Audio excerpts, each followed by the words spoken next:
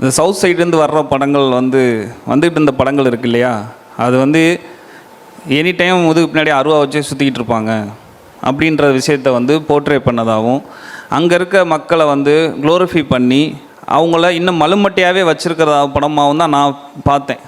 பார்த்துட்டு நான் ரியாலிட்டியில் போய் என் ஊருக்கு போகும்போது என் மக்களை பார்க்கும்போது எனக்கு பரிதாபமாக இருக்கும்.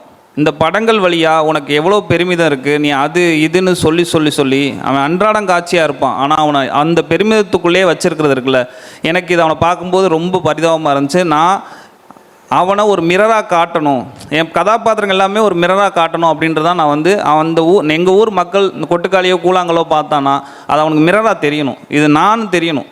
இங்கே ரொம்ப நாளாக சொல்லிக்கிட்டே இருக்காங்கல்ல, சினிமாவில் படம் பார்க்க எதுக்கு வர்றாங்கன்னா ஒரு லார்ஜ் தென் லைஃபாக இருக்கணும்ப்பா, அவன் லைஃப்பில் பண்ண முடியாதெல்லாம் அதில் பண்ணி பார்க்குறத சந்தோஷம் பண்ணுமான்னு. அப்படி அது கிடையாது. நீங்கள் ரியல் லைஃப்பில் உங்களை சுற்றி எதெல்லாம் இன்ஃப்ளூயன்ஸ் ஆகிருக்கு, கேஸ்டாகவும் ரிலீஜனாகவும் சடங்குகளாகவும் சம்பிரதாயங்களாகவும் கல்ச்சராகவும் உங்களுக்கு எதெல்லாம் இன்ஃப்ளூயன்ஸ் ஆகிருக்குன்றதையும் நம்ம காட்டணும். அப்போ தான் நான் எவ்வளோ மலுமட்டியாக எவ்வளோ நம்பி வாழ்ந்துக்கிட்டு இருக்கேன்றத, என்னை சுற்றி இருக்க விஷயங்கள்லாம் எவ்வளோ டெவலப் ஆகிட்டு இருக்கு, நான் இன்னும் இதாகவே வாழ்ந்துட்டுருக்கேன்றதான் கொட்டுக்காலில் ஒரு டைலாக் வச்சுருப்பேன்.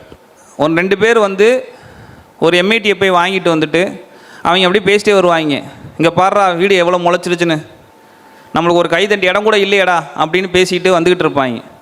அப்போ ஆனால் அவனுக்குள்ளே என்ன பெருமிதத்தை இருக்குது, நான் இன்னாருன்ற பெருமிதம் மட்டுமே அவனுக்கு போதுமானதாக கொடுக்கப்பட்டு அவனை அப்படியே வாழ விட்டுக்கிட்டே இருக்கு. எங்கள் சுற்றி ரியல் எஸ்டேட் எவ்வளோ பூம் ஆச்சு, அங்கே இருக்க சுற்றி இருக்க விளைநிலங்கள் இதெல்லாம் பயங்கர டெவலப் ஆகி அங்கே இருக்க எல்லா ஆல்ரெடி முதலாளிகளாக இருக்கவங்க எல்லா பேருமே இன்னும் பெரிய முதலாளிகள் ஆகிட்டாங்க. அங்கே இருக்க அன்றாடங்காட்சியாக இன்னும் அதாவே இருக்காங்க. ஆனால் அவங்கள சுற்றி டெவலப் ஆகிட்டே இருக்குல்ல, அதை அவன் பார்த்தோன்னே என்ன ஆயிடுது, அவன் ரொம்ப பயப்படுறான் அந்த நிலத்தை அது உருவாகிறத அதை டெவலப்மெண்ட்டை. ஏன்னா அவனை அப்படியே இருக்க வச்சு சுற்றி இருக்க விஷயம் வளர்ந்துக்கிட்டே இருந்தால் அவன் ரொம்ப பயப்படுறான்.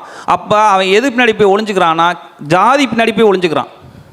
நான் இன்னாருன்றது பின்னாடி போய் ஒளிஞ்சிக்கிறதுல அவனுக்கு ஒரு பெருமிதம் இருக்குது, ஒரு சந்தோஷம் இருக்குது. நான் இந்த நீ இவ்வளோ விஷயம் டெவலப் ஆயிடுச்சுல, ஆனால் நான் இருந்தாலும் நான் யார் தெரியுமா அப்படின்னு அதுக்கு பின்னாடி போய் ஒளிஞ்சுக்கிறான்.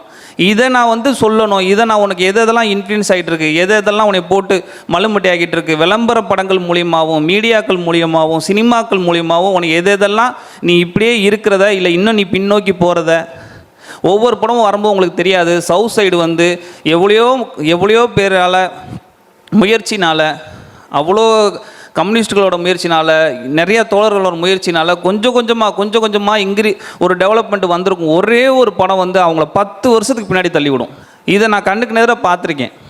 எனக்கு முதல்ல லார்ஜ் தென் லைஃப் இருக்கட்டும், ரட்சகன் ஏதோ பண்ணுறதெல்லாம் இருக்கட்டும், முதல்ல என் ஊர் மக்களாக காட்டணும். நான் அதுக்காக தான் அந்த 2 படமும் எடுத்தேன்.